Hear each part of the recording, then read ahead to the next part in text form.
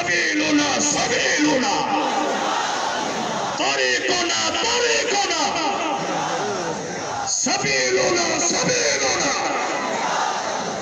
দিন ইসলাম দিন ইসলাম। জিন্দাবাদ বলেছেন কেউ? জিন্দাবাদ যারা বলেছেন আজকে সংশোধন হয়ে যাবেন। দিন ইসলাম জিন্দাবাদ না, দিন ইসলাম কায়েম হোক।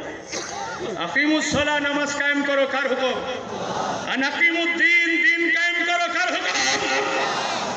হাকিম শব্দ দ্বারা আল্লাহ সালাত কায়েম করা ফরজ করেছে, হাকিম শব্দ দ্বারা আল্লাহ দিন কায়েমের কাজও ফরজ করেছে।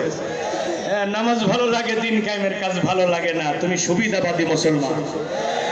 ওই যে শিল্পী মশিউর রহমান ভাই গান গাইছে, এক কালেমায় রুটি রুজি, এক কালেমায় ফাঁসি। কথা বলেন, এই গানটাকে উনিও টল করেছে, আমরা দেখেছি, আমরা বিস্মিত হয়েছি। এই গানটা তো গা হয়েছিল মিশরের ইখওয়ানুল মুসলিমিনের নেতা তাফসীর ফি জিলালিল কুরআনের লেখক আল্লামা শহীদ সাহেব কুতুবপুরে। তাকে যখন জেলখানার ভিতরে তার ফাঁসির রায় হয়েছে, মিশরের জালেম স্বৈরাচারী সরকার জামাল নাসের তাকে ফাঁসির রায় দিয়েছে। জেলখানার ইমাম কালেমা পড়াতে আসছে, তো সাইদ কুতুব বলতেছে, তুমি কে? আমি জেলখানার ইমাম। কেন আসছো? কালেমা পড়াতে আসছে, যাদের ফাঁসি দেওয়া হয় তাদের তওবা পড়াই, কালেমা পড়াই। সাইদ কুতুব একটু বিস্ময়ের নজরে তাকালেন, বিস্ময় করে, বাবা এই কালেমার ব্যাখ্যা দেখার কারণে মিশরের জালেম স্বৈরাচারী সরকার গ্রেফতার করে আমাকে ফাঁসির মঞ্চে ঝোলানোর চূড়ান্ত পরিকল্পনা করেছে। অথচ একই কালেমা পড়ে তুমি সরকারের অধীনে বেতন খাচ্ছ, চাকরি করছো, তোমার রুটি রুজি হচ্ছে।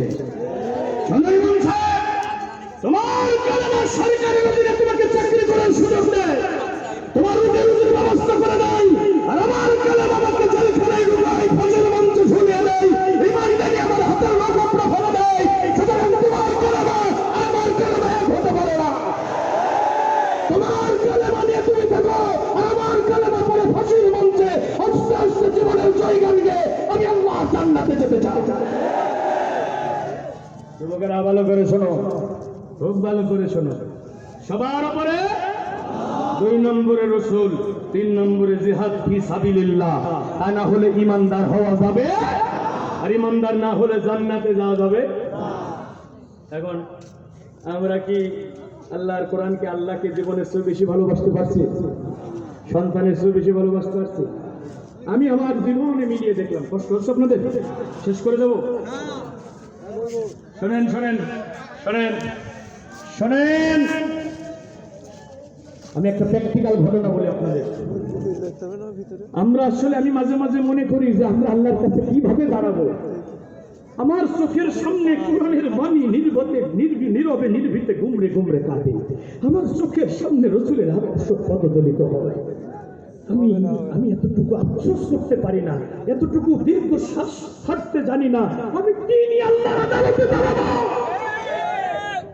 আমার কাছে মনে হয়, শোনেন, পরিবেশ নষ্ট করেন না, শোনেন, আমার স্ত্রী, সন্তান, আমার 3.5 বছরের মাসুম বাচ্চা যখন জেলখানায় বন্দী, আমি তো পাগলের মতো হয়ে গেছি।